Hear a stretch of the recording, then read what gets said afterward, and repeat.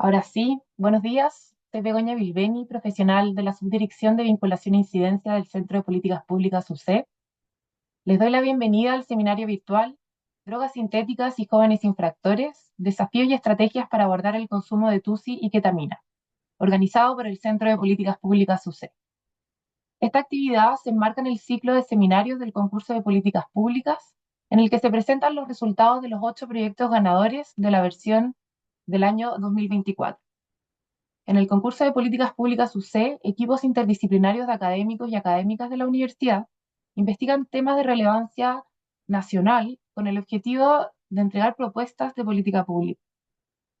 El concurso existe hace 19 años, en los cuales se han elaborado y presentado más de 170 propuestas en diversos temas de interés público. Hoy se presentará la investigación TUSI y mercado de drogas sintéticas en población infractora juvenil, desarrollada por los académicos Pablo Carvacho, director de Investigación y Desarrollo del Centro de Estudios Justicia y Sociedad UC, Catalina Ruf, coordinadora del área de políticas públicas del Centro de Estudios Justicia y Sociedad UC, y Eduardo Valenzuela de la Escuela de Gobierno UC. Agradecemos especialmente a las y los panelistas y autoridades que hoy nos acompañan: Alejandro Romero, jefe de Departamento de Estudios del Servicio Nacional de Reinserción Social Juvenil; Paulo Genau, director del Instituto Iberoamericano de Reducción de Daños; Ana Luisa Joan, directora ejecutiva de la Corporación La Esperanza; Ignacio Cáceres, subdirector de Vinculación e Incidencia del Centro de Políticas Públicas UC. A todos los asistentes les cuento que pueden hacer sus preguntas y comentarios a través del chat. Les sugerimos seleccionar la opción a todos los panelistas y a todos los participantes para que así todos y todas podamos leerlo. Además, les comento que este seminario estará disponible desde el lunes junto a las presentaciones en el sitio web www.politicaspublicas.uc.cl. Entonces, para comenzar, invitamos a Pablo Carvacho y Catalina Ruf a presentar los resultados del estudio realizado. Pablo y Catalina, adelante.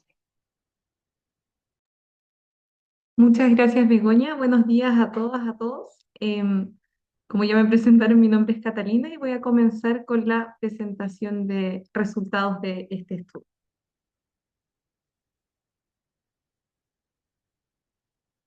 ¿Me confirman cuando se vea en pantalla completa, por favor? Sí. Entonces, hoy les venimos a presentar los hallazgos que obtuvimos en el estudio de TUSI, mercado de drogas sintéticas en población infractora juvenil. Vamos a comenzar por los contextos de los antecedentes de este estudio, pasando por los hallazgos y después terminando con las recomendaciones asociadas a políticas públicas en la materia. ¿Qué antecedentes y por qué en el fondo esto es un problema relevante en términos del ámbito público? En primer lugar, tenemos una expansión global. El mercado de las drogas sintéticas y de las nuevas sustancias psicoactivas de origen sintético ha crecido exponencialmente en la última década en todas las regiones. Y esto se ha dado principalmente porque las drogas sintéticas no dependen en general de terrenos o de condiciones climáticas, requieren pequeños espacios para su producción y por supuesto hay una alta disponibilidad de químicos y sustitutos que se van generando para su rápida expansión. Esto hace que hayan barreras de entrada sumamente bajas para su producción y que en su origen, ¿no?, tengan un potencial de mayor pureza que las alternativas naturales y el rápido descubrimiento de químicos que va potenciando aceleradamente su creación, pese a que en la práctica en los mercados se encuentran diversas sustancias sumamente adulteradas. Estos antecedentes globales se han replicado así también en el contexto local, si bien disculpen, ahí estoy bien. Se ha visto, por ejemplo, un aumento del 7000% en el número de drogas sintéticas entre el año 2010 y el año 2019. Y desde el año 2014, estas drogas sintéticas, sí, que es una gran categoría, se ha ido diversificando en el tipo de drogas. Ha habido en esta categoría un aumento exponencial de las incautaciones de ketamina, ¿sí? Y lo que se ha llamado más de moda últimamente y que probablemente todas y todos conocen es el TUSI, ¿sí? Que en realidad en Chile es ketamina con algún otro o más de un agregado. Este auge en el TUSI se ha visto en alertas en instituciones de salud, en los medios de comunicaciones y también en la música urbana. Y cuando vamos a analizar la tendencia en la población general, efectivamente de el consumo en este tipo de droga, vemos que ha habido un alza en la última década en el consumo, pero que la prevalencia anual en población general es menor al 0,5%, siendo los hombres entre 19 y 34 años aquellos que mayor nivel de consumo presentan de este tipo de droga sintética en general, no así con otras formas de droga sintética que son fenómenos distintos. Em, Estudios cualitativos en la materia en población general, el de Senda específicamente uno de ellos, han dado cuenta de una normalización del consumo, ¿sí? Una amplia aceptación entre estos grupos y un uso especialmente asociado a ambientes festivos, lo cual tiene amplia relación también con que se hable de aquello en la música urbana, en contextos de fiesta, en contextos de socialización, etcétera. Pero lo que se ha visto en los últimos años es que si bien antes eso era una droga que se concentraba en estratos socioeconómicos más altos, se ha diversificado socioeconómicamente en su consumo, ¿sí? Y en este contexto pudimos darnos cuenta a partir de un estudio realizado por el Centro de Estudios Justicia y Sociedad encargado por Senda y Sename, de que en la población específica de jóvenes infractores el consumo de este tipo de drogas era significativamente más alto. En este gráfico podemos ver la población general es menor al 0,5%. Vemos que los hombres son quienes más tienen, según lo que había dicho, y los jóvenes infractores aumenta la prevalencia de consumo en el último año de TUSI a un 42%, ¿sí? Esta alerta o esta situación nos alerta porque sabemos el consumo y venta de estas sustancias puede tener profundas consecuencias sociales en los distintos territorios, en las comunidades, pero sabemos también por la evidencia de que estas consecuencias se agudizan aún más en poblaciones de mayor riesgo social y de trayectorias de mayor adversidad. Y por lo tanto, los altos niveles que pudimos detectar de consumo en esta población exigen la necesidad de que podamos pensar en políticas públicas que sean focalizadas para esta población y respondan a las necesidades, a los patrones de consumo, a las motivaciones de consumo propias de estos y estas jóvenes. En este contexto, el objetivo de nuestro estudio es poder contribuir al conocimiento y a las explicaciones de las dinámicas de consumo de drogas sintéticas, específicamente tusiquetamina, en la población de jóvenes infractores, con el fin de desentrañar su relación con el delito y proponer también políticas públicas de prevención y tratamiento que sean atingentes a su realidad. ¿Qué metodología utilizamos para abordar este objetivo? En primer lugar, una revisión bibliográfica sistemática. Tuvimos un análisis de distintas fuentes secundarias, pasando por registros administrativos y también por esta encuesta que ya les mencionaba. En una tercera fase hicimos entrevistas individuales a jóvenes que estaban privados de libertad en la región metropolitana. Tuvimos una muestra total de 8 jóvenes, mujeres y hombres. Y también realizamos entrevistas a representantes de instituciones de Senda, Sename y el nuevo Servicio de Reinserción para poder abordar este tema desde una perspectiva, desde el diagnóstico territorial, pero también desde una perspectiva de la política pública. Y finalmente una revisión a través de personas expertas. ¿Qué nos dicen los hallazgos de este estudio? En primer lugar, respecto a la motivación y las adversidades tempranas, pudimos detectar que existe una relación, una asociación importante entre el consumo de TUSI, ¿sí? Y las adversidades tempranas que tenían los jóvenes y las jóvenes en sus vidas. Entonces, a mayor frecuencia de adversidades tempranas había una mayor probabilidad de consumo de TUSI o ketamina. ¿Por qué voy a mencionar TUSI o ketamina? Porque en realidad los jóvenes y las jóvenes, pese a que sabemos que el TUSI es ketamina con otros agregados, sí hacen la diferencia entre ambos tipos de droga, dando cuenta de que la ketamina es un TUSI más fuerte, ¿sí? En el fondo, en su mayor pureza es más fuerte. Entonces, en realidad ellos sí distinguen entre el consumo en ambos tipos de drogas. La relación entre consumo y adversidades tempranas pareciera agudizarse para mujeres. El inicio del consumo está asociado en muchas ocasiones a periodos difíciles de la vida, la muerte de algún familiar, estar pasándolo mal, querer desconectar del momento presente, Y en el fondo de la trayectoria se va asociando luego a ambientes sociales, de fiesta, y ellos indican que es de manera más transversal en los grupos de amistades con quienes salían de fiesta o pasaban el rato, no concentrado únicamente a quienes de ellos cometían delitos. No consumen, por lo tanto, solo jóvenes infractores, sino que es un consumo que se señala transversal entre los pares y que presenta heterogeneidades. Hay quienes solo lo asocian a momentos de socialización, sin embargo, se detectan otros grupos que en general tienen mayores adversidades, etcétera. Esto también a partir de los interventores que participaron de las entrevistas, que tienen un mayor consumo cotidiano, etcétera, y de mayor nivel de riesgo. Sí se ve que el consumo de TUSI se enmarca en un contexto de policonsumo de drogas. Esto también se ve en la encuesta que se aplicó el año 2022, existiendo una alta correlación entre la presencia de policonsumo y el consumo de este tipo de drogas. Y también pudimos observar que 94% de la población atendida por Senta con consumo de tusiquetamina como sustancia principal consumen una segunda sustancia que es distinta del alcohol, ¿sí? Y 41% de estas segundas sustancias son drogas distintas a la marihuana, es decir, podríamos drogas de distintos otros tipos de gravedad o de calibre en el repertorio. Este hallazgo también es, digamos, aseverado por interventores de los distintos equipos de tratamiento a nivel territorial.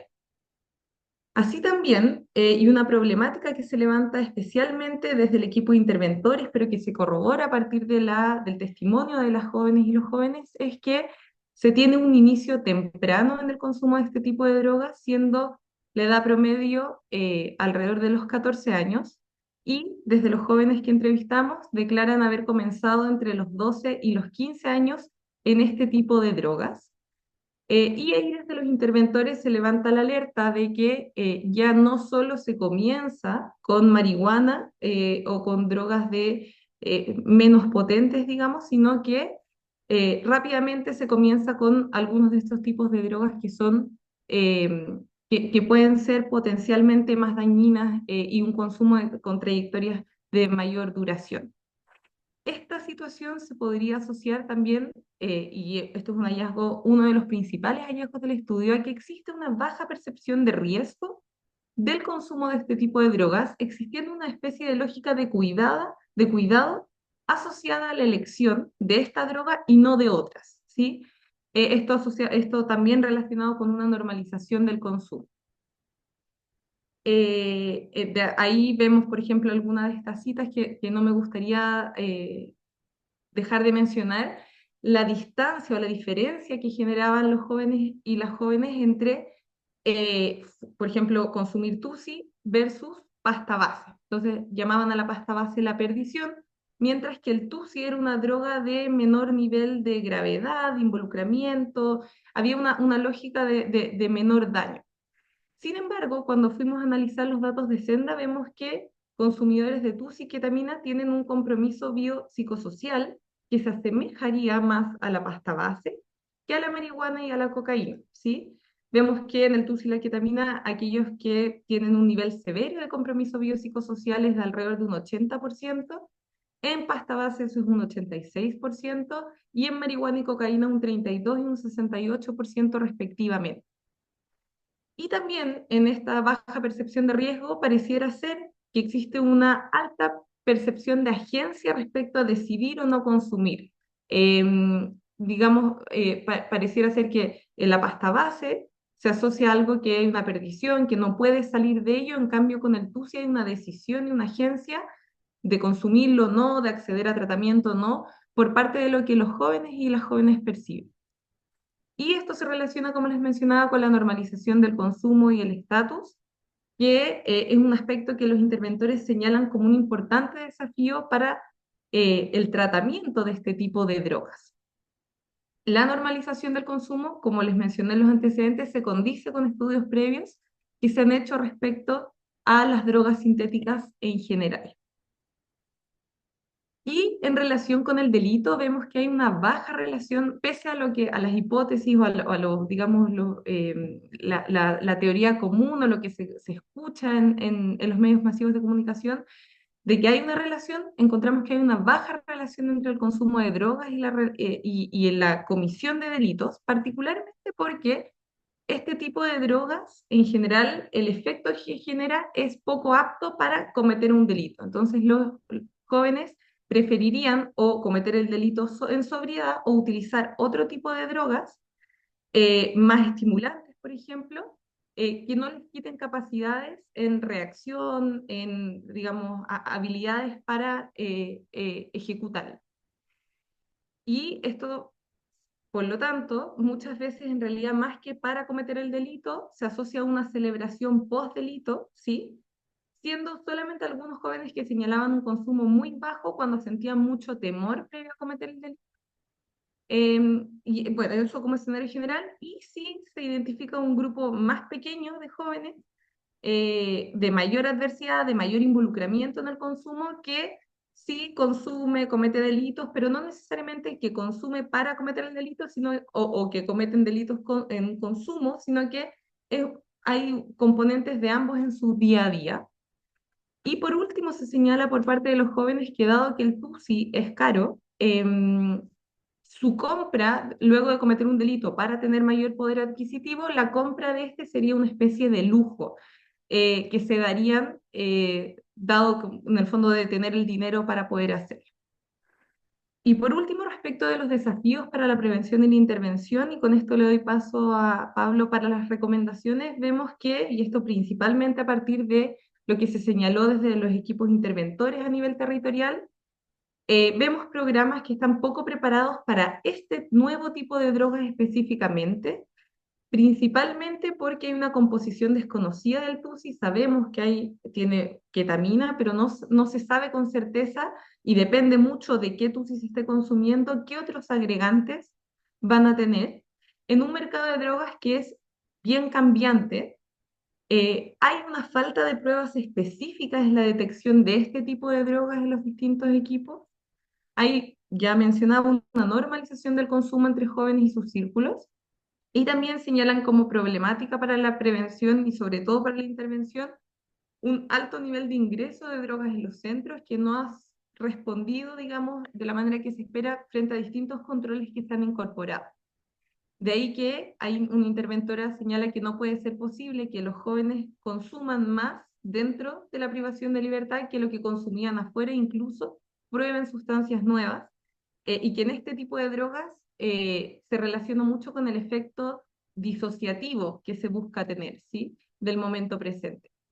Así también señala la falta de cupos para la atención en el intersector y otros problemas como por ejemplo discriminación en el acceso y una preocupación por la falta de psiquiatra en el nuevo modelo del Servicio Nacional de Reinserción Juvenil en los centros privativos de libertad que los haría depender del intersector donde no siempre encuentran la atención disponible.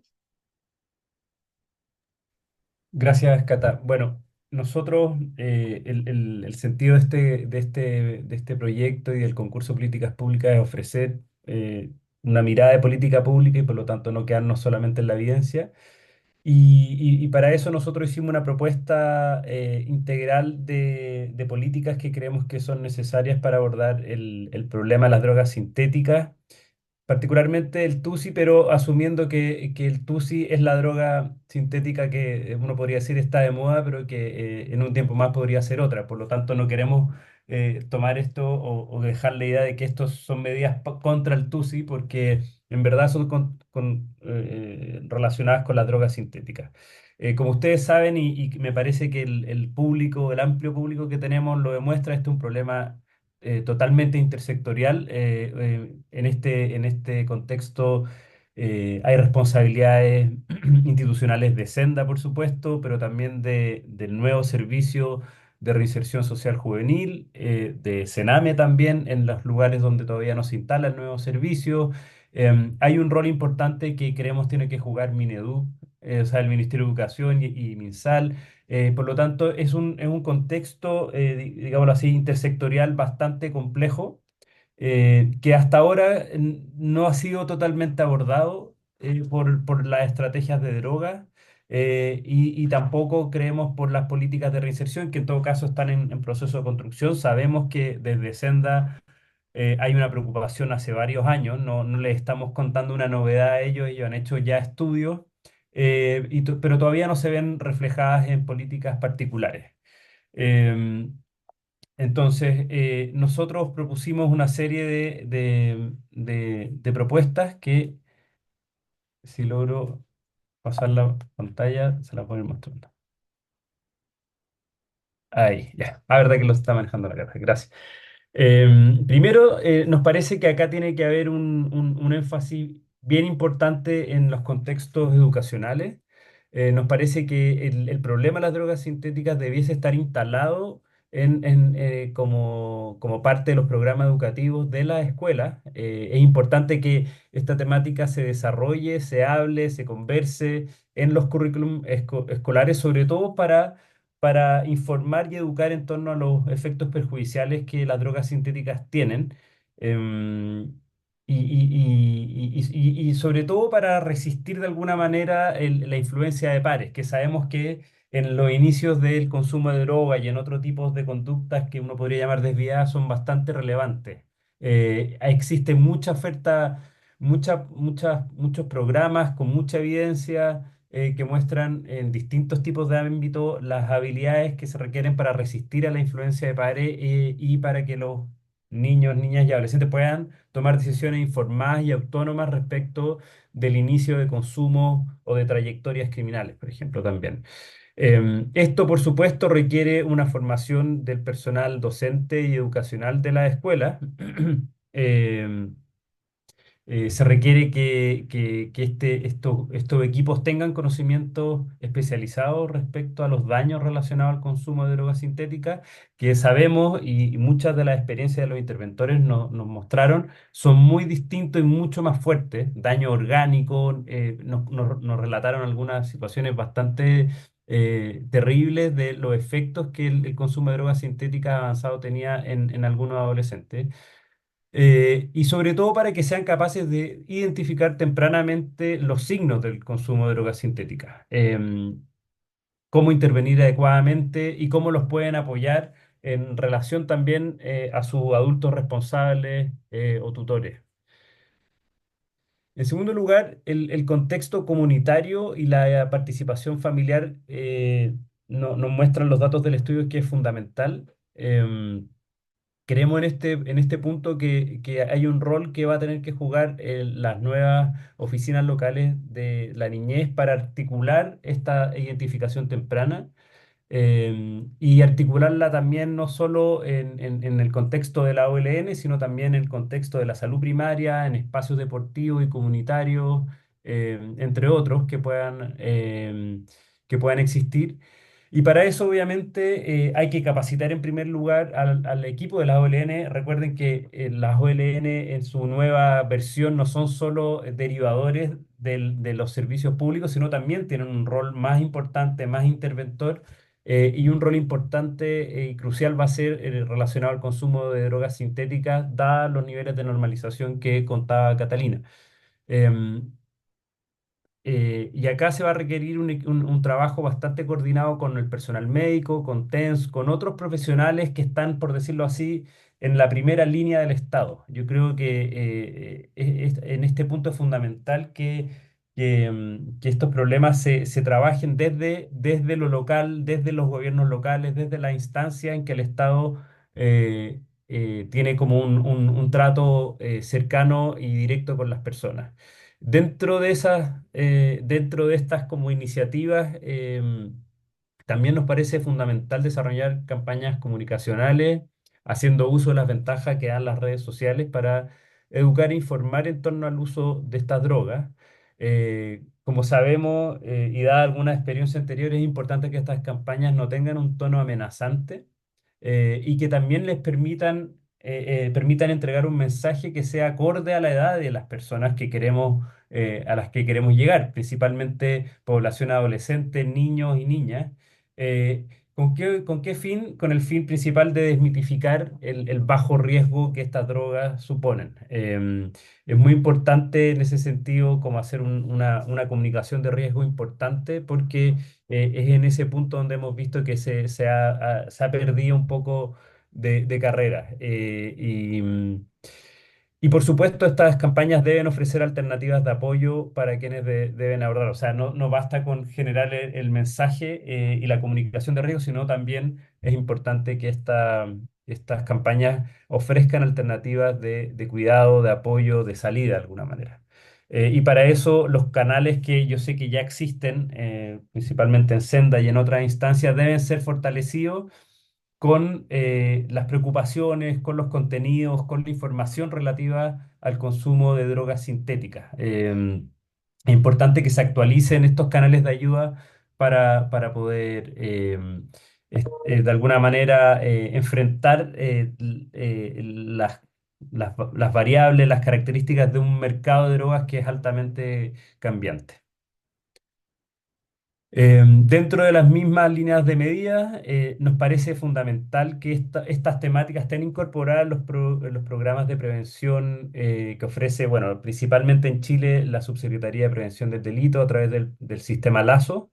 Tiene que haber una capacitación, una educación de los padres también para enfrentar el potencial consumo de sus hijos, para promover la detección temprana, para promover una intervención adecuada, que no sea también castigadora ni amenazante, sino que permita efectivamente una salida del consumo inicial.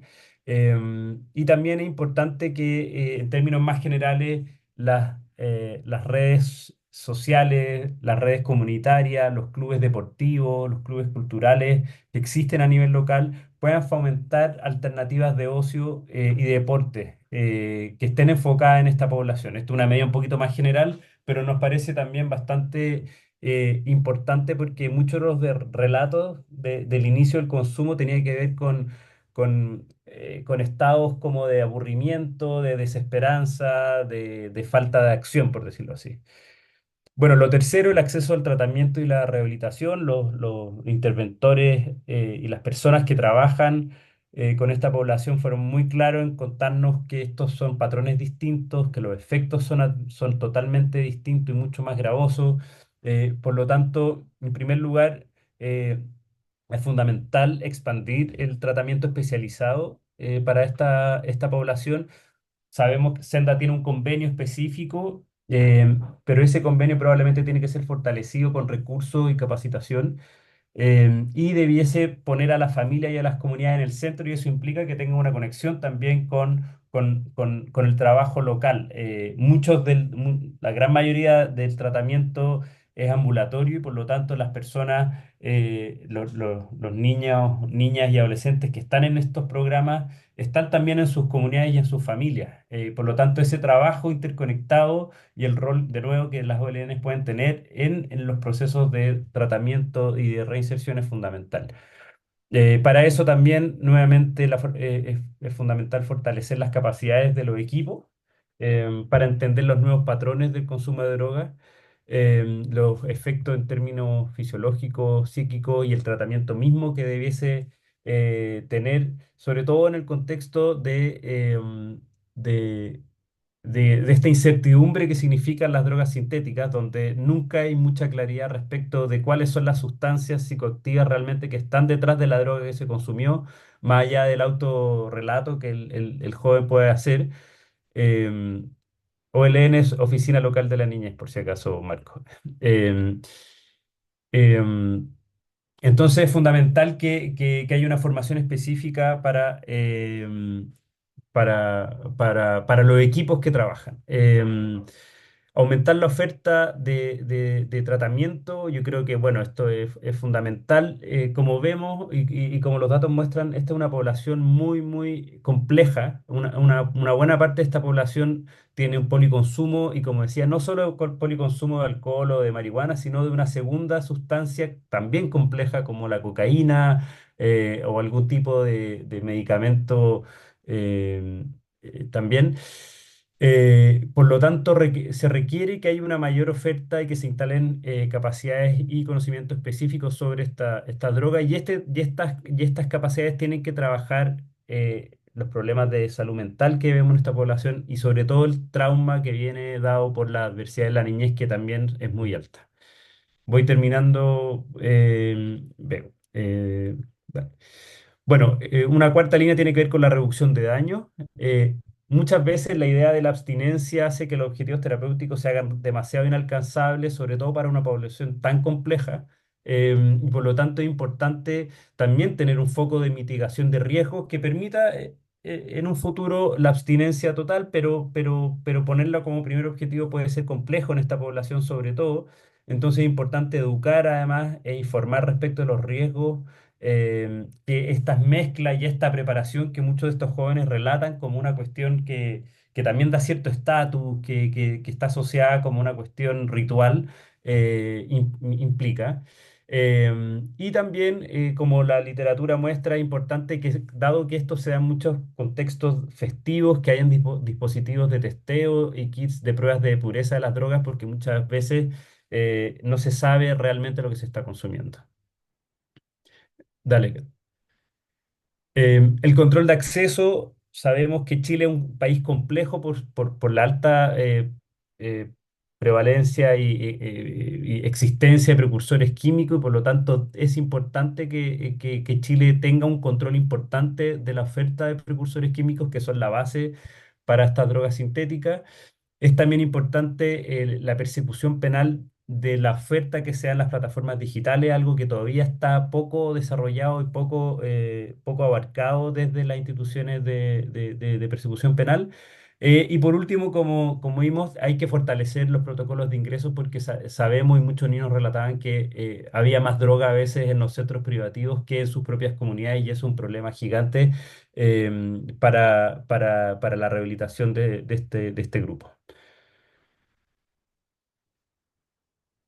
El monitoreo de evaluación continua, como sabemos, este es un mercado muy cambiante, muy dinámico y por lo tanto el rol que el sistema de alerta temprana y la Mesa Nacional de Nuevas Sustancias Psicoactivas tengan es fundamental. Son dos instancias que hay que fortalecer y también hay que fortalecer la información que viene desde los centros que de alguna manera trabajan con esta población, Gendarmería, el nuevo servicio, Sename, para que los tamizajes que se hagan, la información que se vaya recolectando pueda, yo sé que esto ocurre, pero hay que fortalecer esos mecanismos de coordinación porque finalmente sabemos que estas drogas van cambiando, van mutando, van cambiando sus contenidos, los nombres, y muchas veces no sabemos realmente de qué estamos hablando y con qué estamos tratando. Entonces, eso es fundamental y por último,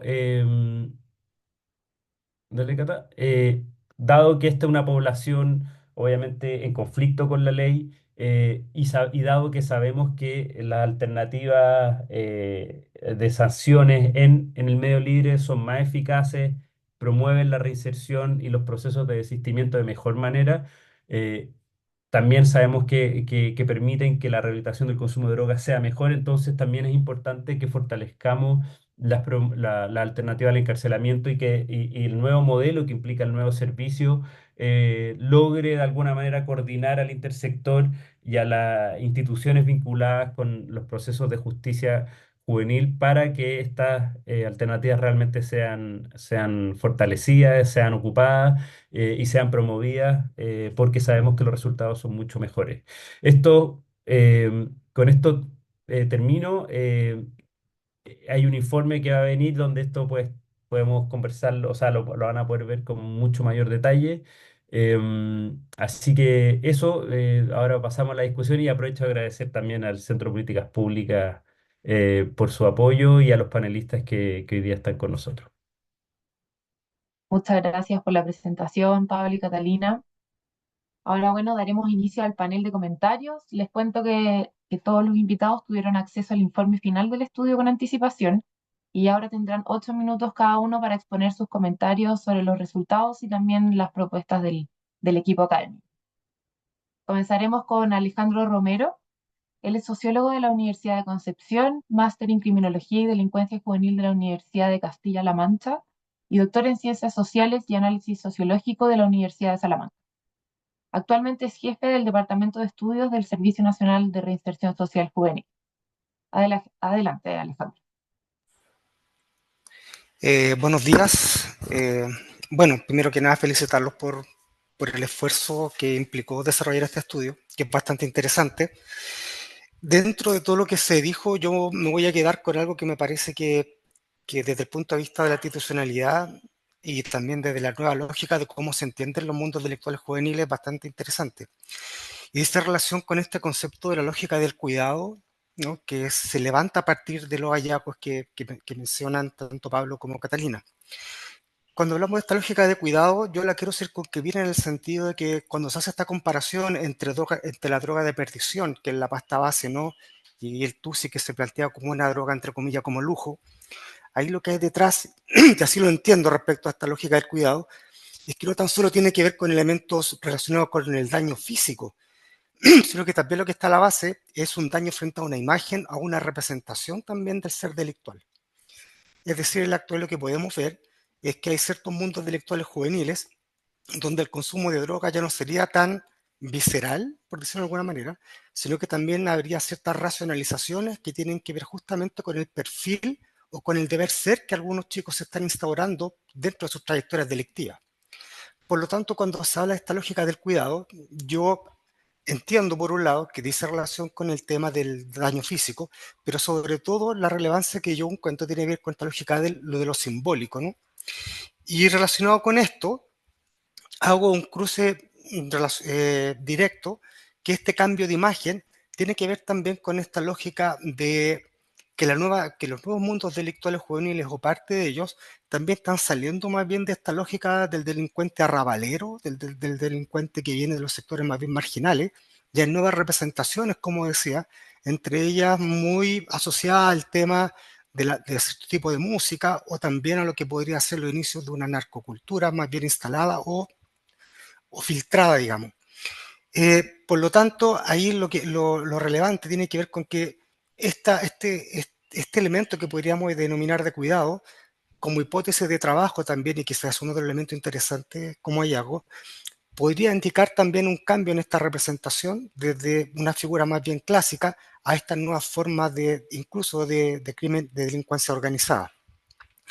Por lo tanto, ahí lo que yo también lo que encuentro que es interesante relevar de esa relación con este tema de cómo el estudio también a partir de estos hallazgos va mostrando ciertos indicios dentro de estos cambios que están afectando la manera en cómo los jóvenes van entendiendo sus trayectorias delictivas o hacia dónde las encaminan, ¿no?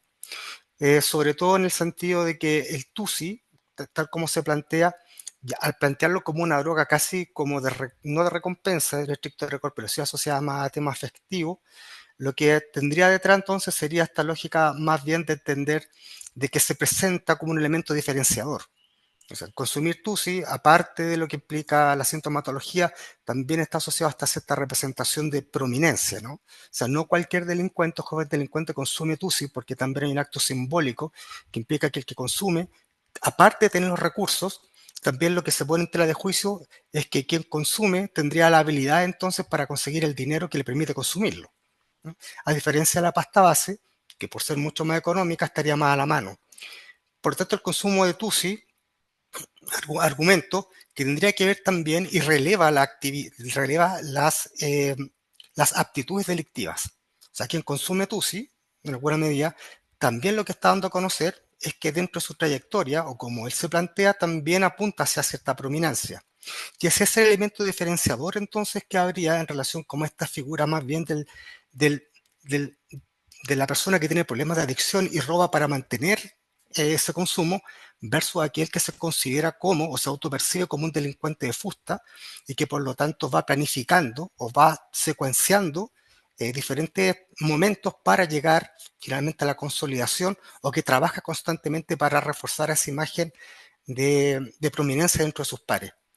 Por lo tanto, lo interesante de este estudio, desde el punto de vista del TUSI, es que, tal como se plantea, podría ser una droga que está muy asociada al tema de relevar una cierta prominencia dentro de la impronta delictiva, prominencia que no todos los sujetos pueden alcanzar y que por lo tanto, indistintamente de que se plantee como una droga de moda, como bien dice el estudio, pienso que lo relevante es decir que van a haber otras drogas de moda que lo que van a apuntar es justamente a acentuar esta diferenciación entre los delincuentes de fusta o aquellos que de alguna medida quieren relevar sus características y que esta característica les permitiría acceder a ciertos elementos que no cualquiera podría tener, como el consumo de TUSI, como también otros elementos relacionados con la tenencia de bienes. Por lo tanto, bajo esta lógica, el TUSI viene a reforzar una imagen que se podría decir está en ciernes dentro de la delincuencia o de uno de los mundos juveniles de la delincuencia actual, que dice relación con establecer esta diferencia entre elementos que podrían aportar a reforzar una cierta idea de un sujeto delictual prominente que tiene habilidades, que le ha ido bien y que por lo tanto podría salir de esta lógica de la subsistencia, incluso plantearse dentro de la carrera delictual como alguien que no tan solo se sustenta, sino que se proyecta. Por lo tanto, bajo esta lógica, me parece que los hallazgos, y sobre todo el tema del cuidado, lo que hacen primero que nada es reforzar que en la actualidad tenemos diferentes mundos juveniles y que dentro de esta diversidad hay algunos que incluso ya están racionalizando ciertos elementos que dicen relación con qué, con el lugar a donde quieren llegar. Es decir, el consumo de droga en su aspecto ya no sería algo tan irracional, algo tan visceral, sino que también habrían ciertas intelectualizaciones detrás que incluso permitirían hasta la dosificación. Bueno, con estos elementos yo me quedo y posteriormente me sumo a la conversación. Gracias. Muchas gracias, Alejandro. A continuación escucharemos a Pablo Guinau. Él es psicólogo de la Universidad Católica y de la Universidad de Washington y magíster en drogodependencia de la Universidad de Barcelona. Actualmente es director del Instituto Iberoamericano de Reducción de Daño. Te escuchamos, Pablo. Muchas gracias. Agradecer a Pablo, a la Catalina y a Eduardo por la investigación. La verdad es que da como para estar un día completo y más discutiendo una cantidad enorme de aspectos. No tenemos mucho tiempo, estamos muy limitados. Quiero también dar la bienvenida a todos a quienes nos escuchan. Hay gente de todo el país que son las personas que finalmente intervienen. Así que todos los profesionales, técnicos del área de salud, de las organizaciones de la sociedad civil, en fin, bienvenidos. A ver, yo tengo un par de comentarios, tengo muy poquito tiempo y tengo un par de comentarios en términos generales en la parte más teórica y conceptual de la investigación y después quisiera focalizarme en algunas miradas y tensiones y desafíos respecto a lo que plantea Pablo en particular en relación al tema de las políticas públicas, que creo que es en definitiva el gran tema. O sea, hacemos esto para que el país cambie, para tener buenas políticas públicas, para que haya una perspectiva de salud que sea la que predomine. A ver, me llama la atención en primer lugar que el estudio de manera permanente hace alusión respecto de algo que ya sabemos todos y que es consenso mundial, que tiene que ver con las experiencias adversas. Cuando hablamos de experiencias adversas estamos hablando de trauma. Y tal vez haríamos un gran favor el poder hablar, el abrir esta especie de caja un poquitito académica, porque cuando si a mí me dicen, mira, tuve una experiencia adversa, es como ir al supermercado, pinché un neumático y se rompió la caja de huevos, digamos. O sea, lo pasé mal. Estamos hablando de experiencias de trauma severo prolongado. Respecto de aquello, tiene que haber una toma de conciencia política, comunicacional, con el propósito de entender la real dimensión de nacer y crecer y tener vivencias que tienen que ver con abuso, violación, victimización prolongada, temprana, psicológica, física, maltrato, exclusión. Estamos hablando de experiencias que marcan de manera severa la vida. Y por lo tanto, yo ahí haría una recomendación en términos de visibilizar con mucho mayor crudeza tal vez lo que se esconde detrás de este concepto, que si bien es el concepto académico utilizado, digamos, lo plantearía con mucho mayor fuerza. Así lo muestra la evidencia, esos son consensos internacionales. Y respecto de aquello, yo creo que aquí se plantea con mucha claridad la existencia de esta suerte de ciclo de retroalimentación. Estos son todos factores que no actúan de manera independiente, no actúan de manera aislada, son factores que se refuerzan mutuamente en un ciclo que se hace difícil de romper. Aquí tenemos cuatro elementos clásicos. En primer lugar, la pobreza.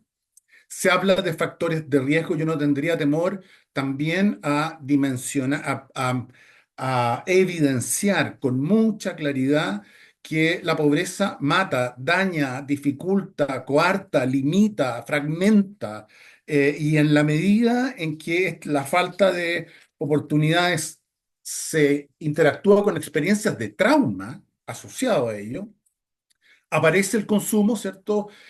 Como un mecanismo de afrontamiento, como una suerte también de elemento que me permite compensar historias de vida cargadas de profundos elementos disfóricos y que hay que plantearlo con mucha fuerza. Y eso también en la evidencia mundial está muy fuertemente planteado, no solamente desde Kant en los años 60, cuando plantea la hipótesis de automedicación, ¿cierto? Sino que hoy día lo estamos viendo de manera reiterada en las distintas investigaciones al respecto. Y finalmente, esta suerte de triada, pobreza, trauma, consumo, se vincula con el tema de la infracción de ley que perpetúa la exclusión social y se arma, ¿cierto?, esta suerte de ciclo de retroalimentación con dificultades importantes. Yo quisiera plantear esos dos elementos en términos conceptuales. Creo que ahí podemos conversar muchísimo, pero quisiera irme por la escasez del tiempo a algunos nuevos críticos respecto y los desafíos en relación a lo que ustedes plantean, Catalina y Pablo y Eduardo, en la investigación. Estos nuevos críticos quisiera dividirlos como en tres ámbitos. En primer lugar, aquí tenemos desafíos sistémicos. Tenemos un marco legal y político desactualizado, rígido y desactualizado. Y debiéramos avanzar en una revisión de la ley 20.000 con el propósito, digamos, de mirarla bajo un modelo más bien de derechos humanos, más bien moderno, revisar también su reglamento. Cuando tú hablabas, Pablo, respecto de las estrategias de prevención y el tema de los colegios, que lo vamos a ver un segundo más y que es muy complejo, digamos, no podemos seguir con la amenaza de que los rectores se ven forzados, digamos, a denunciar y por lo tanto criminalizar cualquier porte. Aquí debiera haber un criterio más salubrista. Y eso no significa abrir la puerta de manera negligente a que ocurra cualquier cosa en los contextos educacionales, sino más bien es reconocer que el contexto educacional no está cumpliendo su labor de acogida, de prevención, de sentido, de pertenencia, no solo de educación, desde una perspectiva mucho más integral. En segundo lugar, hay una absoluta ausencia de integración intersectorial. Digámoslo, y yo creo que las personas que nos escuchan y que nos acompañan hoy día lo saben perfectamente. La coordinación entre los sectores salud, justicia, educación, desarrollo social, vivienda, trabajo, prácticamente no existe. Eh, Necesitamos avanzar hacia un enfoque, como mencionaba antes, más de salud pública versus el tradicional enfoque de seguridad que todavía está presente, ¿cierto? Y reconocer que aquí hay una coexistencia tensa, hay una tensión entre servicios y sistemas que son complejos e ineficientes. El sector salud, los COSAM, por un lado, las cortes estadías, por otro, las organizaciones de la sociedad civil, por otro, organizaciones más de protección y cuidado, por otro, no se comunican, tienen criterios distintos. No hay una coherencia en esta suerte, yo diría, como de continuo de cuidado hacia la reinserción. Eh, Hay tensión, hay demandas distintas, hay conflictos, y en la medida que se da, que se da en términos positivos, yo diría que es básicamente por relaciones más bien de vínculo y amistad entre los actores del sistema. Creo de manera fundamental la necesidad de generar programas sensibles al trauma. No podemos seguir teniendo estos, a ver, estos son jóvenes que son temidos, excluidos, marginados, no atendidos. Los SFAM sienten que no tienen los recursos, que no tienen los profesionales, que no tienen la especialidad, que no tienen los tiempos, que no tienen los espacios. Los COSAM les pasa algo similar. Y por lo tanto quedan en listas de esperas permanentes y finalmente se pierden en los meses sin atención.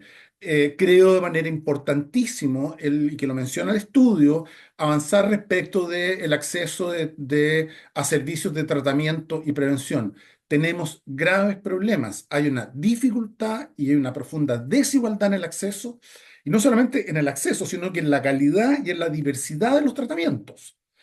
Muchos de ellos aún no basados en evidencia, sino que más bien en determinadas ideologías que históricamente se construyeron a nivel mundial, digamos, de qué es lo que tiene que pasar con las personas. Hay una mirada todavía del problema de las drogas y el alcohol en términos generales, y no estoy hablando específicamente sobre este tipo de drogas sintéticas, sino que en general de problemas, digamos, que tienen que ver con calidad moral, que tienen que ver con fisuras morales, más que con problemas asociados a los elementos que estamos planteando. Creo que otro elemento importante, muy importante, significativo, que yo creo el estudio debiese recomendar es el trabajo en reducción de estigma y discriminación. Tenemos que promover un cambio en la percepción pública. Ya el DSM-5 deja de hablar de adictos y de adicciones y habla de trastornos asociados a los consumos. Hay una necesidad mundial de salir de este imaginario de lo que son los adictos, las adicciones, porque lo que generan, digamos, dentro del mismo sistema de salud pública y también de las organizaciones generales, digamos, rechazo, temor, marginación y una no disposición a atender a estos grupos, particularmente de jóvenes que vienen de mundos con dificultades importantes. Creo que necesitamos la adaptación a nuevas tendencias y desafíos emergentes, también lo menciona el estudio, la prevención y educación temprana, y la prevención y educación temprana no solamente creo yo que aquí a ver, hay que mirar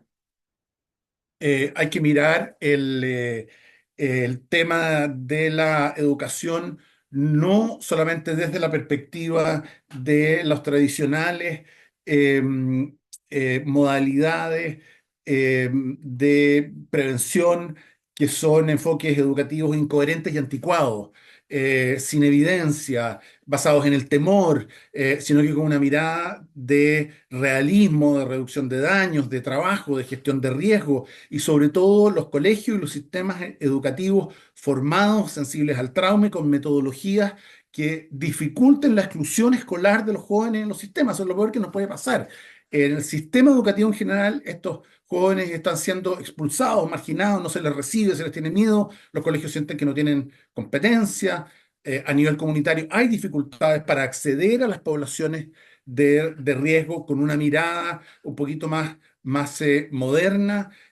Hay una escasa atención a la salud mental y al bienestar integral. Botón de muestra es que, y me tocó exponer hace un par de días atrás en la Comisión de Salud del Senado, para el tema de la salud, del proyecto de ley de salud mental integral, que prácticamente no considera el tema de las drogas y por lo tanto no hace el vínculo entre la necesidad del trabajo en salud mental y el tema de las drogas. Necesitamos avanzar también en el tratamiento con la calidad y la coherencia en la atención. Nuevamente el tema estigma y hay un apoyo insuficiente para la reinserción social. La reinserción social es un continuo de cuidado hilado, permanente, constante, coordinado, dialogado. Eso no existe, digamos, no está en el panorama. Entonces los desafíos, y con esto concluyo porque ya me pasé en el tiempo, tienen que ver con hacer y juntémonos a trabajar en una mirada realista de cómo todo este sistema se está articulando, entendiendo los antecedentes que ya expuse respecto de por qué creo que las dificultades en este grupo particular de jóvenes se está dando y que también los pone el estudio. Muchas gracias, Paulo. Nuestra tercera panelista es Ana Luisa Joan, quien es periodista de la Universidad Católica con postítulo en Fundamentación Filosófica de la Universidad de los Andes. Es cofundadora de la Corporación La Esperanza y actualmente es su directora ejecutiva. Adelante, Ana Luisa. No te estamos escuchando. Tienes que habilitar tu micrófono. Un saludo a todos los que nos están escuchando a lo largo del país. Felicitaciones y agradecimientos a todo el equipo que hizo posible este estudio y también el que lo desarrolló. Bueno, la tentación de hablar de la droga en general y de los problemas que estamos viviendo hoy día en Chile es enorme. Entonces voy a tratar de ser rigurosa y concentrarme en lo que nos han convocado, que tiene que ver con las drogas sintéticas. De partida, porque no quiero olvidarme, quiero coincidir con Pablo en un tema fundamental que tiene que ver con la relación entre trauma, relación complejo y la población que estamos hablando, ¿ya? Me parece tremendamente grave y no quiero olvidarme, por eso lo voy a tomar, cuando reclaman algunas de las organizaciones la salida de los psiquiatras de estos dispositivos.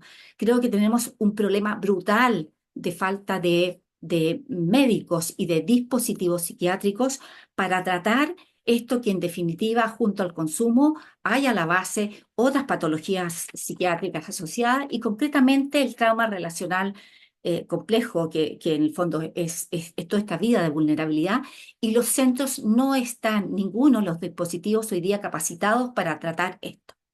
Dicho eso, voy a hacer entonces un acercamiento al estudio concretamente. Quiero decir que hay un tema de contexto para que las drogas sintéticas se instalen. Y el contexto es que tenemos una normalización, como ustedes han dicho, del consumo, pero también tenemos, dado que ustedes lo han centrado en adolescentes, tenemos un grupo, o sea, tenemos escolares que hoy día están más dispuestos a consumir.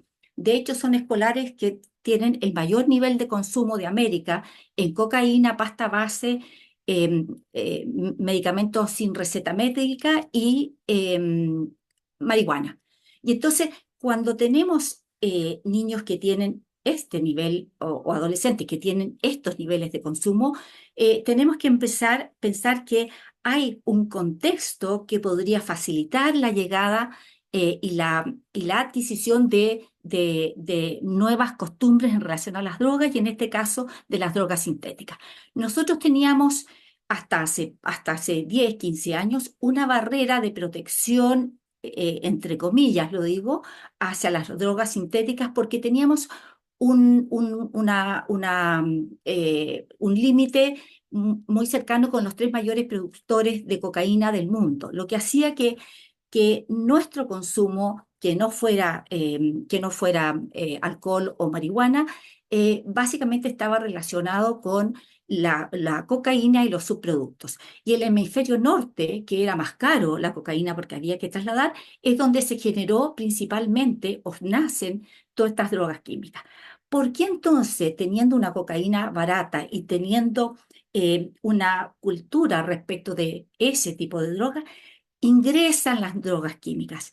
Y entonces ya no tiene que ver el precio porque son todavía mucho más caras de lo que puede ser la cocaína, de lo que puede ser la pasta base o la misma marihuana.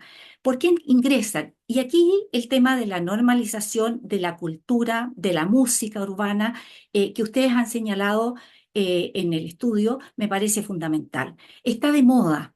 Y finalmente eso pudo más que el precio, ¿ya? Y eso es un fenómeno importante de tomar en cuenta. Y voy a permitirme poner el ejemplo de lo que sucedió en Estados Unidos.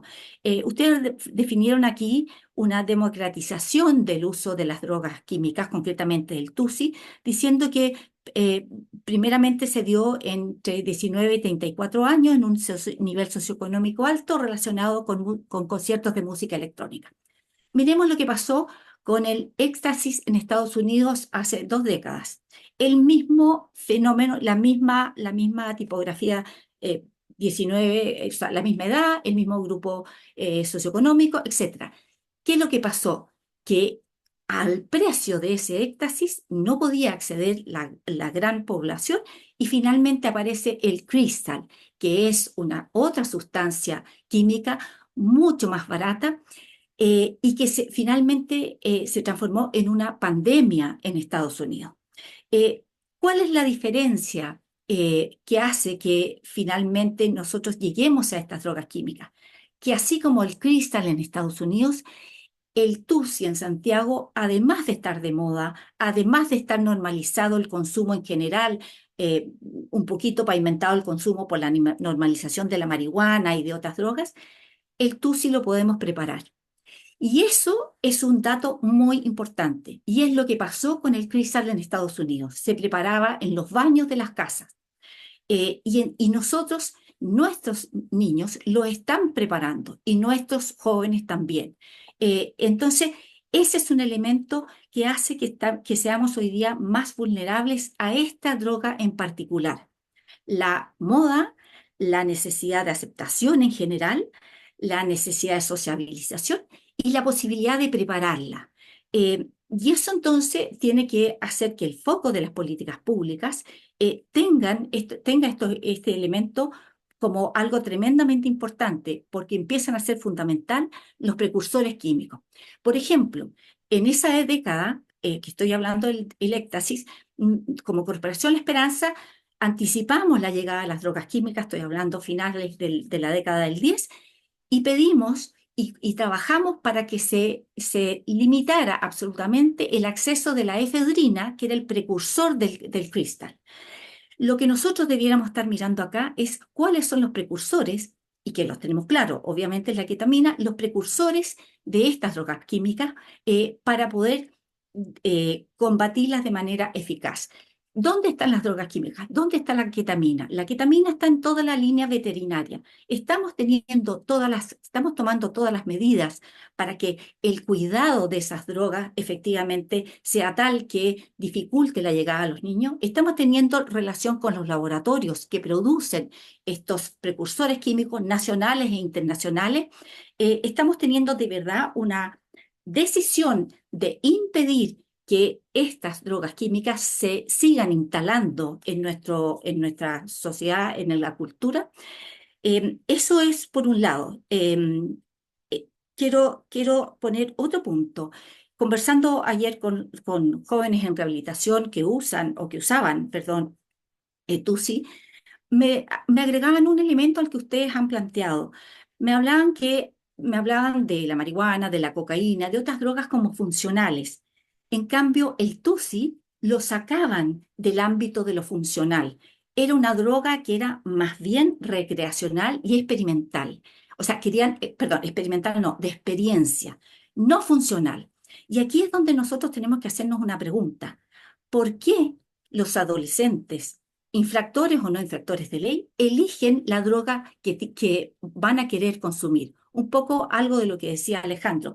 En este caso estamos hablando de una droga con alto, que tiene un alto, digamos, impacto en la salud, pero tiene un componente súper importante, disociativa. Es una droga donde el chiquillo lo que busca es la experiencia de disociación. Y tenemos que preguntarnos por qué está buscando esa experiencia, que se la da esa droga y no otra.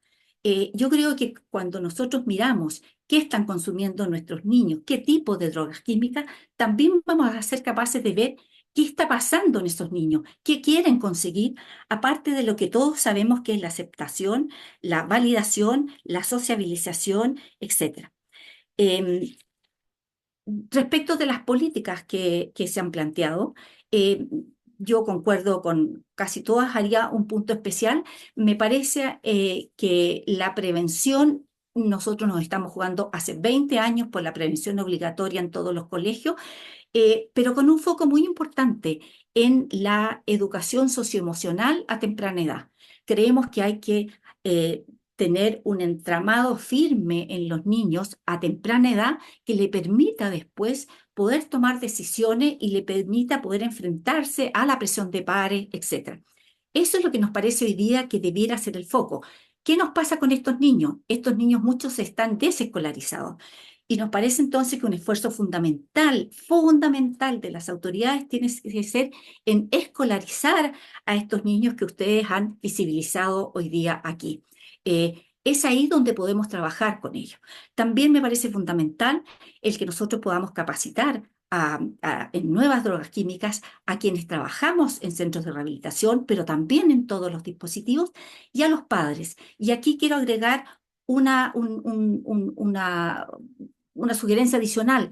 Los padres hoy día, la mayoría, muchas veces son hogares monoparentales, la madre o el padre trabaja, no tiene capacidad para ir a capacitarse a la escuela, y entonces capacitémoslos en el lugar de trabajo.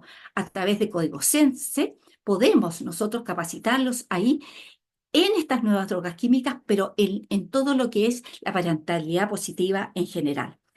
Eh, y por último, de muchas cosas que quiero poder decir, me preocupa que hoy día las salas de urgencia no estén tampoco capacitados para recibir, para desintoxicar, para diagnosticar, ni siquiera hacen el test muchas veces para saber qué droga es el que está consumiendo. Entonces, creo que hay todo un punto importante en eso que hay que hablar.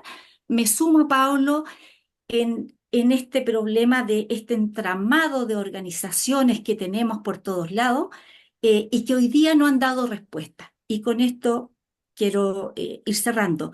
Me parece que en 4 años o en 5 años hayamos llegado a este nivel de consumo es porque no dimos una respuesta como Estado, es porque fallamos como Estado. Y entonces me pregunto, ¿dónde estuvo el SAT? ¿Dónde estuvo todos los dispositivos de alerta temprana? ¿Dónde estuvo toda la protección de los menores? ¿Dónde estuvimos todos para que hoy día una buena cantidad de niños esté consumiendo TUSI, habiendo podido evitarlo, habiendo advertido hace 15 años que estaban penetrando ya las drogas químicas? Y para cerrar, yo en lo personal creo que aparte de todo esto, nosotros necesitamos abrir el foco y trabajar en una prevención ambiental. Nosotros tenemos un grave problema cultural de consumo. No basta quedarnos en estos organismos que son fundamentales para la ejecución. ¿Por qué? Porque cada vez que cambia una administración, cambia el foco de senda y cambia el foco de las políticas públicas. Y eso nos retrasa, nos confunde, cambia los mensajes, la administración que sea. Y por eso creo que tenemos que hacer un cambio y pasar a un nivel mayor de una política de prevención transversal que de verdad incorpore y nos pongamos todos de acuerdo en qué vamos a hacer para que en nuestro país disminuya el consumo y la oferta de drogas. Tiene que ser un nivel más arriba. Muchas gracias y estoy disponible para la conversación que quieran estar. Muchas gracias, Ana Luisa. Ahora, bueno, le daremos unos minutos a Pablo y Catalina por si quieren responder o comentar algo de lo que han expuesto los panelistas y luego abordaremos algunas de las preguntas. Bueno, muchas gracias Alejandro, Pablo y Ana Luisa. Me hacen mucho sentido sus comentarios. Eh, Respecto a lo que mencionó Alejandro, es interesante que hay como una lógica del cuidado, pero una lógica del cuidado, sin embargo, errada, porque probablemente está muy basada en las propias experiencias. Muchos de los relatos que tenemos son niños o niñas cuyos padres o tíos tenían consumos problemáticos de pasta base principalmente, entonces tienen la experiencia de la pasta base muy, muy latente, pero eso no significa que realmente tengan conocimiento claro de lo que significa el TUSI en la versión chilena versus la pasta base o que sean impactos muy diferenciados. O sea, no necesariamente esa lógica implica una visión muy, muy cuidada, muy informada del cuidado. Nosotros, la verdad es que igual, si bien el TUSI tiene un componente vinculado como al estatus, nosotros vimos de los relatos que era mucho más transversal y las redes, por decirlo así, era transversal dentro de contextos de desventaja social.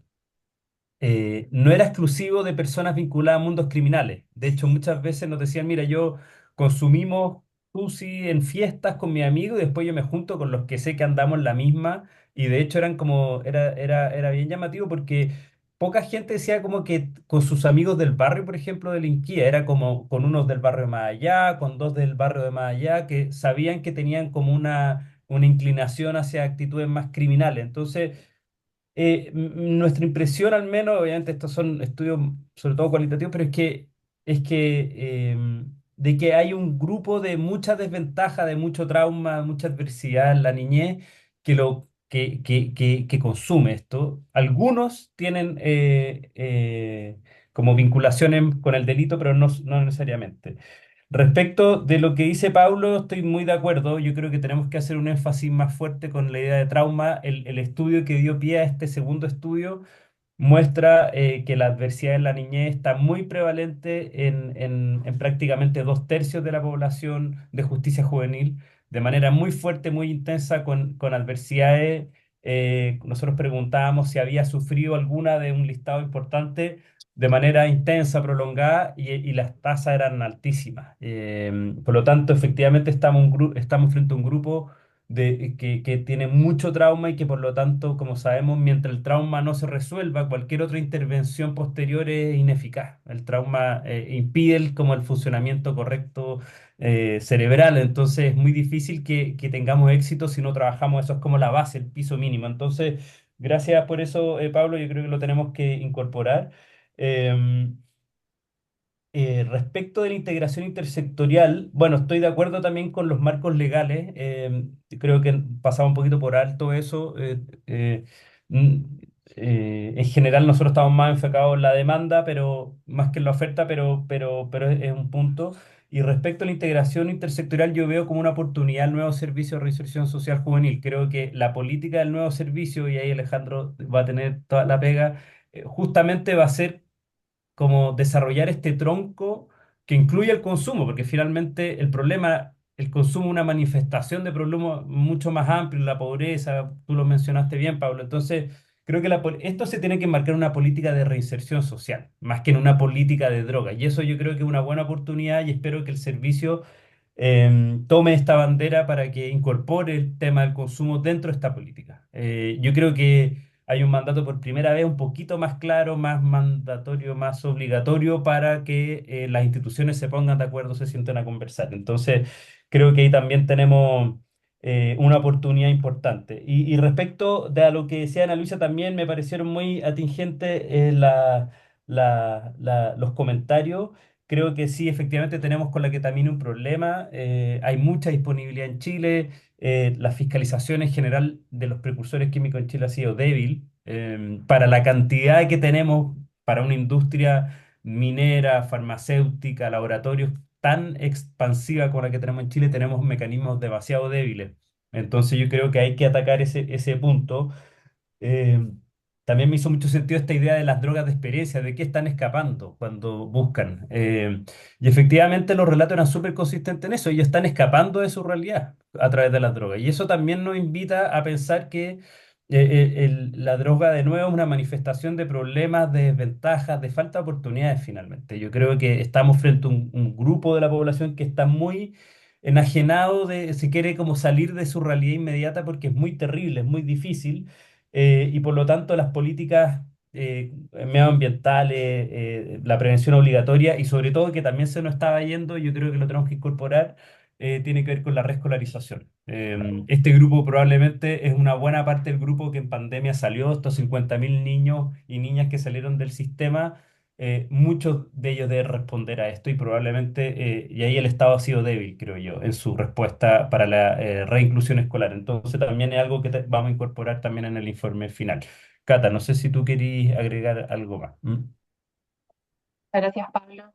Eh, bueno, y para alcanzar a hacer al menos algunas preguntas a los panelistas, primero, Alejandro, el tema de la articulación intersectorial, los desafíos, las faltas de cupo, eh, desafíos sistémicos también que se han ido señalando ahora en la conversación. Preguntarte a ti, también desde tu rol desde el Servicio de Reinserción Social Juvenil, ¿qué mecanismos de coordinación y articulación intersectorial están diseñando, están buscando implementar entre instituciones como el Servicio, Senda, Sename, Salud, Educación, para asegurar la implementación de tratamiento y prevención efectiva?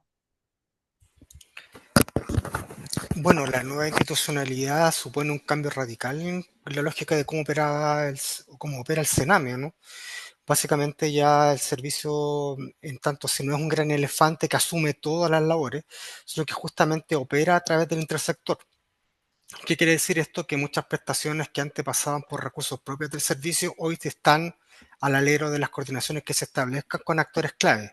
Dentro de ellos, salud, dentro de ellos, educación y todo el pool de instituciones que tienen que ver directamente con el quehacer que influye en la temas de desventaja, en el tema de superar la deprivación y en el tema, en el fondo, de ir generando una perspectiva que permita que los sujetos vayan encontrando caminos para poder dar solución a sus demandas. Por lo tanto, dentro de esta lógica, el servicio o la nueva institucionalidad lo que plantea es que hoy es imposible, y así lo dictó la experiencia del Sename, que solamente una institución se haga cargo del tema desde el punto de vista operativo. O sea, puede haber alguien que efectivamente aparezca como la cara visible, pero desde el punto de vista del trabajo, obviamente que este tiene que ser desde la corresponsabilidad. Y eso, en alguna medida, tiene sus pros y tiene sus contras, ¿no? Los pros es que obviamente vamos corresponsabilizando y vamos tratando de darle músculo a un esqueleto que sea más allá de una institución, pero obviamente también hay ciertos elementos que tienen que irse trabajando con el tiempo, como justamente este hecho de que se plantea que en la actualidad ya no habría, por ejemplo, algunos dispositivos de atención directa para médicos o psiquiatras, y antiguamente sí se consideraba, ¿no? Entonces, la idea es que esta estructura que se diseñó desde el punto de vista de la institucionalidad vaya haciendo sentido y vaya teniendo también fuerza a nivel regional, porque la nueva institucionalidad es descentralizada y por tanto espera mucho también de la articulación que se genere a ese tipo de nivel. De ahí justamente la idea de que ahora cobran relevancia los comités, los comités locales, digamos, donde al interior de esto se empieza a realizar el análisis incluso de los casos y a partir de esto ver cómo desde el punto de vista local se van gestionando todas estas instancias que permitan darle curso y permitan agilizar los procesos.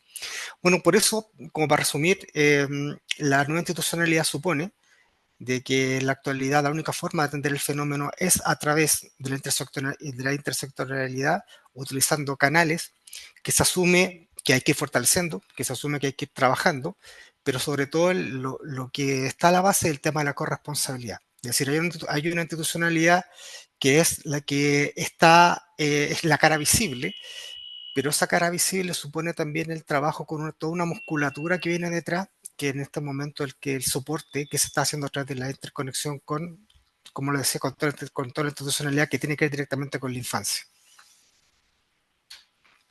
Muchas gracias, Alejandro. Paulo, me gustaría preguntarte a propósito, bueno, de la idea del trauma severo y prolongado que señalabas que poseen estos jóvenes, alta prevalencia de comorbilidades, adversidades tempranas. eh, Preguntarte un poco más sobre estos programas sensibles al trauma que comentabas que sería bueno implementar en esta población objetivo, que es del estudio en el fondo. ¿Qué enfoques serían más efectivos para un tratamiento integral que pueda abordar como todas las dimensiones asociadas al consumo de drogas, finalmente? Eh, Begoña, hay un consenso mundial ya que en el trabajo con poblaciones que vienen de experiencias marcadas de pobreza, trauma severo prolongado, con todo lo que eso significa. Es importante dimensionar la carga emocional, física, que eso implica. Digamos. Son poblaciones de personas con conductas muy complejas, eh, conductas que generan marginación y rechazo. Rechazo a los sistemas educacionales, por eso nosotros planteamos el fenómeno de la exclusión escolar y no los desertores escolares.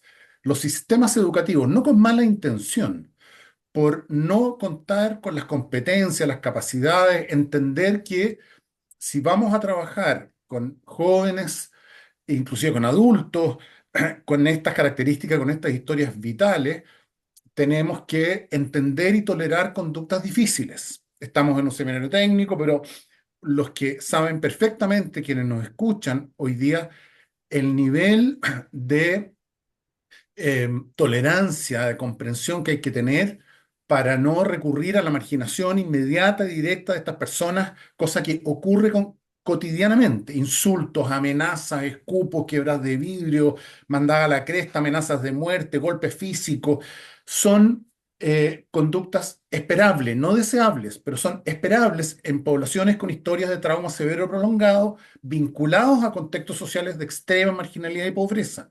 Por lo tanto, si no tenemos sistemas educativos que cuenten con, por ejemplo, transitorios de reingreso y no vayamos a la marginación inmediatamente, no sacamos nada con implementar retóricas adultocéntricas respecto de lo mal que hacen las drogas al cerebro, etcétera. Los cabros se aburren, no les interesa, no lo pescan. No podemos seguir llevando carabineros a dar charlas de prevención a los colegios. La evidencia dice que es contrapreventivo. Entonces, los sistemas de salud, las personas como son complejas, golpean la mesa, amenazan, gritan, escupen. La formación de los programas sensibles al trauma precisamente dotan de competencias y capacidades, no solamente en términos del manejo conductual, sino que de una comprensión de que la conducta que la persona está emitiendo es una conducta típica y esperable producto de esos tipos de experiencia y no tiene que ver con una amenaza directa desde la persona. Hoy día, bueno, y el estigma, que insisto, lo debiéramos mirar con mucha seriedad porque es un factor interviniente muy importante, tendríamos nosotros que generar unas competencias, unas capacitaciones particulares a la gente que trabaja en salud, a las personas que trabajan en educación. Yo creo que lo manejan muy bien las personas que están más bien en el ámbito de los territorios y las comunidades más complejas y pobres. Lo manejan bien los actores que están con personas en situación de calle. Ahí hay una mirada y sobre todo con una concepción, además de reducción de daño. Yo creo que es importante la mención que hace el estudio respecto de que las políticas de abstinencia total pueden inhibir procesos de cambio a largo plazo. No solamente pueden inhibir procesos de cambio a largo plazo, sino que se pueden transformar en barreras de acceso. Lo que yo quiero es que estas personas, a pesar de su conducta, a pesar de sus consumos, a pesar de sus riesgos, se mantengan vinculados a sistemas preventivos, socioeducativos, socioterapéuticos de manera incondicional. Entonces, por ahí yo creo que además tenemos que promover una suerte de cambio de paradigma. Por eso es importante, creo yo, revisar la política a la luz de las nuevas evidencias con el propósito de que el sistema integrado de salud, cuidado, protección y reinserción funcione con esa lógica y logre entender las particulares necesidades de grupos específicos, como en este caso estamos hablando de jóvenes marginados, con historia de dificultad, pobreza, trauma, relacionados con un tipo de droga en particular que son distintos a otros grupos y creo que en eso tenemos que avanzar fuertemente en el país. Muchas gracias por tu respuesta, Pablo. Y bueno, Ana Luisa, también con la experiencia de la Corporación La Esperanza y otro tema que quizás no hemos abordado tanto hoy día es cómo el Estado puede fortalecer, crees tú, su sistema de alerta temprana para adaptarse rápidamente a la aparición de nuevas drogas sintéticas y los cambios de patrones de consumo entre los jóvenes que se da recurrentemente, particularmente en poblaciones de alto riesgo. A ver, cuando uno ve lo que es el sistema de alerta temprana, entiende que es una mesa donde participan muchos sectores. Y entonces a uno le llama la atención que como habiendo alertas y datos de que ya estábamos ingresando, que ya había decomiso, etcétera, no se produjo este trabajo. Creo que el que exista un sistema de alerta temprana es tremendamente rico como institución, pero si funcionara, ¿ya? Yo no tengo idea cuáles son las frecuencias con que esto se llama, etcétera. A mí lo que me pasa es que creo que frente a todas estas nuevas drogas, nosotros tenemos que tener un sentido de urgencia. Y eso es lo que me preocupa en los sistemas de alerta temprana, en los sistemas de protección de menores, etcétera. Que esta información baje a tiempo. No es a tiempo cuando han pasado 4 años de un crecimiento continuo del consumo de TUSI, por ejemplo. ¿Por qué? Porque además sabemos que en una cadena de consumo la línea del TUSI es un tipo de anestésico de la misma línea que lo es el fentanilo. Y entonces, por eso es que esto tiene que tener un sentido de urgencia. No podemos esperar a que después, en 4 años más, digamos, ya, bueno, ahora tenemos el fentanilo. No, es ahora que con sentido de urgencia tenemos que hacer que estas instituciones funcionen, el sistema de alerta temprana, las mesas de nuevas drogas químicas, el intersector, que de verdad esa información baje para poder ver cómo vamos a enfrentar desde los decomisos, desde los precursores químicos, hasta las enseñanzas, hasta el colegio, todo lo que ustedes han señalado. El punto es que en este caso no funcionó. No es que no estemos a tiempo, pero ya tenemos metido esto en un nivel que, les digo, ustedes plantearon una prevalencia de consumo de 0,9% en la población. Hoy día, el 2024, es 1,2 de drogas químicas. Por lo tanto, en 1 o 2 años ya subimos de 0,9 a 1,2. Entonces, me preocupa la falta de sentido de urgencia. Esto es muy difícil de abordar, no solamente en población en población de infractores de ley juveniles, en toda la población. Es muy importante, se nos meten las drogas químicas y cambia el panorama. Y ya se están metiendo mucho más de lo que nosotros hubiéramos querido y que advertimos hace mucho tiempo. Es hoy día que hay que reaccionar. Todas estas instituciones tienen que tener este sentido de urgencia y tienen que empezar a operar, sobre todo aquellas que están hechas para advertir y para coordinar y para bajar la información al Ministerio de Educación, a los servicios locales, al territorio, al Ministerio de Salud, etc. Eso, a mi juicio, fue tarde, lo que no significa que no puede empezar ahora, pero les insisto, esto es una escalada que puede ir subiendo muy rápido. En 4 años cambiamos el panorama según ustedes mismos han resuelto ya publicado, perdón, han visto acá. Todos hablan de que en los 5 últimos años se produjo este aumento muy importante del consumo. Muchas gracias, Ana Luisa. Bueno, también muchas gracias a todos y todas por conectarse. Sabemos que hay muchas más preguntas por el chat, pero por razones de tiempo vamos a tener que dejarlo hasta acá. Sin embargo, todos los comentarios y preguntas también serán guardados para ser transmitidos al equipo académico y así lo pueden revisar con más detalle. A partir del día lunes, el video de este seminario estará disponible en nuestro sitio web www.politicaspublicas.uc.cl. Además, el artículo final del proyecto presentado por el equipo académico será publicado en el libro Propuestas para Chile, que se lanzará en abril de 2025 y también estará disponible online para su descarga. Muchas gracias nuevamente a los panelistas, a los académicos y a todos los asistentes. Muy buenos días. Buenos días, gracias a ustedes. Muchas gracias a todos. Gracias. Chao. Hasta luego, gracias.